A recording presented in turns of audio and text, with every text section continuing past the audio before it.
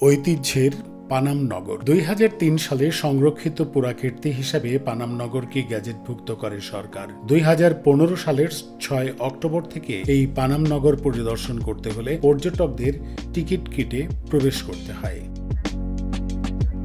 প্রায় ১৫০০ বছরের প্রাচীন শহর সোনারগাঁ ছিল বাংলার রাজধানী। মুসলিম শাসকদের অধীনে পূর্ববঙ্গের একটি প্রশাসনিক কেন্দ্র ছিল সোনারগাঁ। ১৩ শতকের স্থানীয় হিন্দু রাজা দনুজমাধব দশরথদেব সুবর্ণগ্রামকে তার শাসন কেন্দ্রে পরিণত করেন।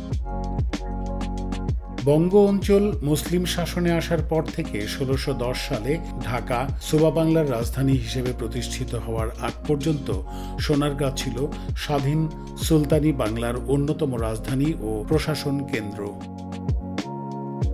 ১৭ শতকের প্রথম দশকে সুবাহ বাংলার রাজধানী ঢাকায় স্থাপিত হওয়ার পর সোনারগাঁওয়ের প্রশাসনিক গুরুত্ব কমতে থাকে। ১৯ শতকের শুরু থেকে হিন্দু বণিকদের একটি অংশ পানাম অঞ্চলে আবাসিক ভবন নির্মাণ করে। প্রায় ৫ মিটার প্রশস্ত ও ৬০০ মিটার দীর্ঘ একটি সড়কের দুই পাশে সুরম্য স্থাপনা নিয়ে পানাম নগর গড়ে ওঠে। সড়কের দুই পাশে মুখোমুখি দ্বিতল ও ত্রিতল তলা বিশিষ্ট ৫২টি ভবন রয়েছে।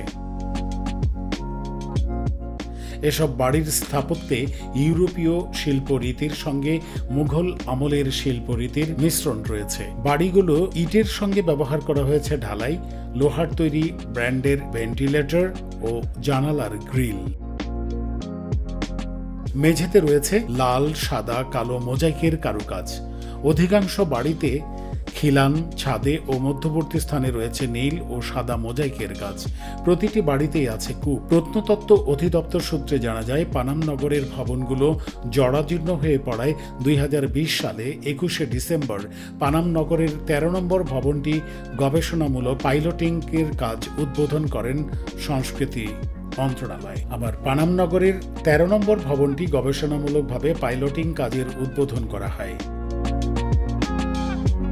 ইতিহাসের সাক্ষী পানাম নগরী প্রতিনিয়ত দেশি বিদেশি পর্যটকদের মুগ্ধ করছে। ভ্রমণ পিপাসুদের আকর্ষণের প্রতীক হয়ে উঠেছে এই নগরের আশেপাশের সর্দার বাড়ি, ইশাখার তোরণ, নীলকুঠি, বণিক বসতি, ঠাকুর বাড়ি ও পানাম নগরের সেতু।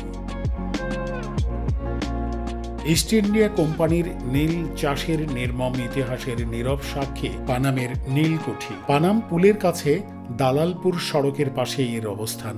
এছাড়াও আমিনপুর ও দোলালপুর গ্রামে সংযোগ রক্ষাকারী পানাম পুলটি পঙ্খিরাজ খালের উপর ১৭০০ শতকে নির্মিত হয়। ৩টি খিলানের উপর পুলটি স্থাপিত। এই পানাম নগর এখন বাংলার ঐতিহ্যের একটি স্থান হয়ে টিকে আছে।